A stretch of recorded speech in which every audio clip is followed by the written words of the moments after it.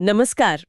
आज हम चीनी मिलों में इस्तेमाल होने वाले एक बहुत खास उपकरण पर बात कर रहे हैं, रोटा मैग्मा पंप।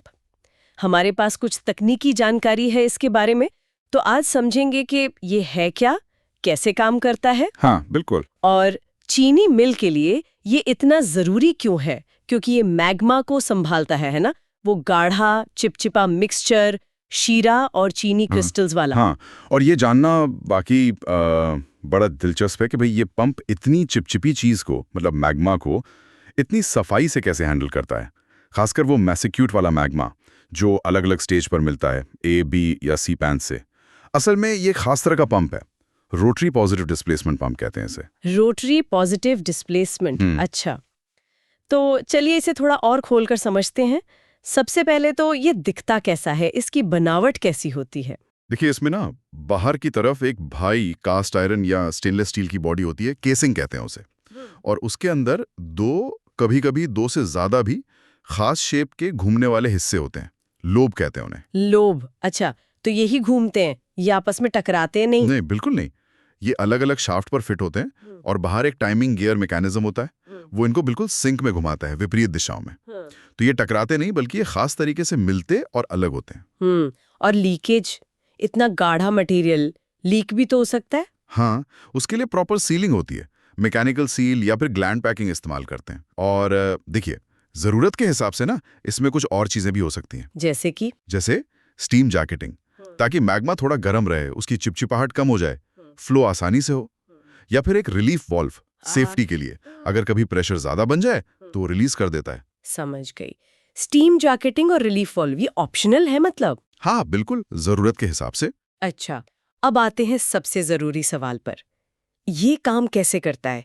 आपने शुरू में कहा पॉजिटिव डिस्प्लेसमेंट, इसका ठीक ठीक मतलब क्या है यहाँ? देखिए, पॉजिटिव डिस्प्लेसमेंट का सीधा सा मतलब है कि पंप की बनावट ऐसी है कि वो हर चक्कर में एक तय मात्रा में, मतलब एक फिक्स्ड वॉल्यूम में मैग्मा को पकड़ेगा और आगे धकेल देगा, चाहे आगे पाइपलाइन में प्रेशर कितना भी हो। ये गाढ़े चिपचिपे लिक्विड्स के लिए बहुत जरूरी होता है। अच्छा, तो ये होता कैसे है? मतलब पंप के अंदर क्या चलता है? होता यह है कि जैसे ही मोटर इन लोब्स को घुमाना शुरू करती है टाइमिंग गियर के जरिए उल्टी दिशाओं में, तो पंप का जो इनलेट है, जहां से मैग्मा अंदर आना है, वहां पर लोब एक दूसरे से दूर हटते हैं। इससे एक खाली जगह बनती है, वैक्यूम जैसा, मतलब कम दबाव का क्षेत्र, और बाहर का मैग्मा खिंच के पंप के अंदर आ जाता है। ओके, मैग्मा अंदर आ गया, फिर? वो मैग्मा घूमने वाले लोब और जो पंप की अंदरूनी दीवार है, केसिंग, उसके बीच में फंस जाता है, ट्रैप हो जाता है एक तरह से।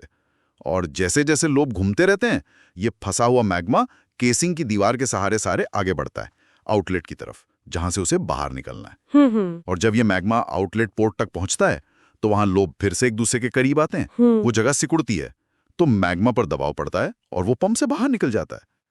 बस यही है, लोब का सिंक में घूमना, दूर होना, पास आना, यही पूरी पंपिंग एक्शन है। अरे वाह, सुनने में सिंपल लगता है पर इंजीनियरिंग तो कमाल की है। तो चीनी मिल में इसके खास इस्तेमाल कहाँ-कहाँ होते हैं? ओह, कई जगह बहुत जरूरी है ये। जैसे जो सेंट्रीफ्यूगल स्टेशन होता है, वहां मिक्सर से मैग्मा को सेंट्रीफ्यूगल मशीनों तक ले जाने के लिए, फिर क्रिस्टलाइजर से मैग्मा को अगले प्रोसेस में भेजने के लिए, और यहाँ तक कि जो बहुत ही गाढ़ा शीरा होता है ना, मोलासिस, उसको हैंडल करने के लिए भी ये काम आता है। अच्छा, तो इसका मतलब ये चिपचिपी चीजों के लिए ही बना है? इसके फायदे क्या हैं? यही पंप क्यों इस्तेमाल करते हैं और कोई क्यों नहीं? सबसे बड़ा फायदा तो यही जो आपने कहा, ये बहुत ज्यादा विस्कस, मतलब चिपचिपे तरल जैसे मैग्मा को बहुत आसानी से हैंडल कर लेता है। दूसरे पंप शायद जाम हो जाएं या ठीक से काम ना करें। और दूसरी बहुत खास बात है इसकी non share pumping action. Non share, ये क्या होता है? नॉन शेयर का मतलब है कि पंप करते वक्त ये चीनी के जो नाजुक क्रिस्टल्स होते हैं ना मैग्मा में, उनको तोड़ता नहीं है, उन पर कोई दबाव या रगड़ नहीं डालता, आराम से हैंडल करता है। ओह, तो इससे क्वालिटी अच्छी रहती होगी चीनी की? बिल्कुल, क्रिस्टल टूटेगा नहीं तो चीनी की रिकवरी भी बेहतर होगी और फाइनल प्रोडक्ट की क्वालिटी भी अच्छी रहेगी। ये बहुत बड़ा पॉइंट है। इसके अलावा ये सेल्फ प्राइमिंग है, मतलब इसे चालू करने से पहले अंदर लिक्विड भरने की जरूरत नहीं पड़ती आमतौर पर, और ये दोनों डायरेक्शन में काम कर सकता है, उल्टा भी चला सकते हैं जरूरत पड़ने पर। वाह, ये तो काफी सारे फायदे हो गए। मतलब ये तो एकदम परफेक्ट पंप लगता है इस काम के लिए। क्या इसकी कुछ कमियां या लिमिटेशंस भी हैं? हाँ, देखिए, हर मशीन की तरह इसकी भी कुछ बातें हैं जिनका ध्यान रखना पड़ता है। सबसे ज़रूरी, इसे कभी भी सूखा मतलब बिना मैग्मा के नहीं चलाना चाहिए। क्यों? क्या होगा उससे? उससे अंदर के जो लोब हैं, वो आपस में या केसिंग से रगड़ खाकर खराब हो सकते हैं, घिस सकते हैं या पंप सीज भी हो सकता है। फिर मरम्मत में काफ़ी खर्चा आता है। अच्छा, ये तो ध्यान रखने वाली बात है। और कुछ? दूसरी बात, अगर मैग्मा में कुछ घिसने वाले कण हैं, जैसे रेत आ गई कहीं से या बहुत हार्ड क्रिस्टल्स हैं, तो वो लोब और सील को जल्दी घिसा सकते हैं। वेयर एंड टियर बढ़ जाता है। और हाँ, कीमत। नॉर्मल सेंट्रीफ्यूगल पंप जो पानी वगैरह के लिए यूज होते हैं, उनसे ये महंगे होते हैं, पर वो सेंट्रीफ्यूगल पंप ये काम कर भी नहीं सकते। तो मतलब परफॉर्मेंस और स्पेशलाइजेशन की कीमत तो है। बिल्कुल।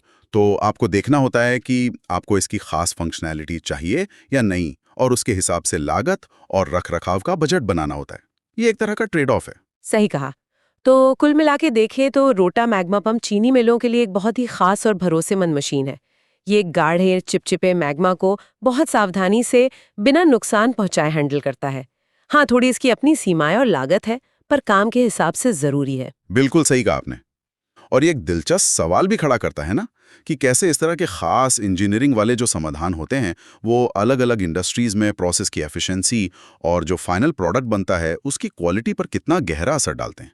ये सोचने वाली बात है कि क्या दूसरी इंडस्ट्रीज में भी, जहां ऐसे ही गाढ़े या नाजुक तरल पदार्थ संभालने होते होंगे, क्या वहां भी कुछ मिलते-जुलते सिद्धांतों का इस्तेमाल होता होगा? ये एक अलग खोज का विषय हो सकता है। तो ये वीडियो ओवरव्यू थी। मैं इसका आप संक्षेप आपको दिखाता हूँ। देखो, रोटा मैग्मा पंप या रोटरी लोब पंप, ठीक है। तो इसका वर्गीकरण अगर देखते हैं तो देखिए, एप्लीकेशन इन शुगर मिल में, construction, working principle, description, advantage and disadvantage, यहाँ तक आपको ये देखने हैं। नोट्स बनाने हैं तो आप बना सकते हैं। तो देखिए, शुगर इंडस्ट्री में सेंट्रीफ्यूगल स्टेशन में यूज होता है, आपका क्रिस्टलाइजर में होता है, मोलासिस हैंडलिंग में यूज होता है। ये 3 जगह यूज होता है, ठीक है। सेंट्रीफ्यूगल में क्या करता है, transfer magma from mixer to the centrifugal machine. Magma mixer से आपका सेंट्रीफ्यूगल मशीन में ट्रांसफ़र करता है। अगर क्रिस्टलाइजेशन में देखें तो pump magma from crystallizer to next process stage, मतलब क्रिस्टलाइजर को भी ये पंप करता है। और मोलासिस हैंडलिंग में देखें तो क्या करता है, पंप विस्कस मोलासिस इन रिसाइकिल और डिस्पोजल स्टेट, ठीक है। तो मोलासिस को भी क्या करता, पंप करता है। तो 3 चीज़ें यहाँ पर हो गई आपकी, सेंट्रीफ्यूगल, मोलासिस हैंडलिंग और क्रिस्टलाइजर, ठीक। तो शुगर में इसका एप्लीकेशन देख लिया। इसका कंस्ट्रक्शन की बात करें तो कंस्ट्रक्शन में देखिए क्या क्या पार्ट्स होते हैं। पंप की हाउसिंग हो गई, रोटर या लोब्स जिसे बोलते हैं, शाफ्ट्स हो गए, टाइमिंग गियर्स हो गया, मैकेनिकल सील और ग्लैंड पैकिंग हो गई, बैरिंग, मोटर, गियर बॉक्स और ऑप्शनल फीचर्स हो गए, ठीक है। तो अगर पंप की बात करते हैं तो इसमें हैवी ड्यूटी का कास्ट आयरन का स्टेनलेस स्टील की केजिंग होती है, ठीक है, केजिंग। और अगर मैं रोटर या लोब्स की बात करूँ तो जो घूमते हैं, गियर शेप्ड और ट्राई लोब्स होते हैं। गियर शेप के भी हो सकते हैं और ट्राई लोब्स भी हो सकते हैं, जो मैं दिखा चुका हूँ। शाफ्ट की बात करें तो synchronised by the timing gear. इसमें क्या होता है, टाइमिंग गियर होता है, ठीक है, जो शाफ्ट सिंक्रोनाइज्ड रहती है। और टाइमिंग गियर क्या करता है, देखिए टाइमिंग गियर क्या करता है, इंश्योर सिंक्रोनाइज्ड रोटेशन, ठीक है। और मैकेनिकल सील और हमारी क्या करती है, प्रिवेंट करती है, लीकेज प्रिवेंट करती है।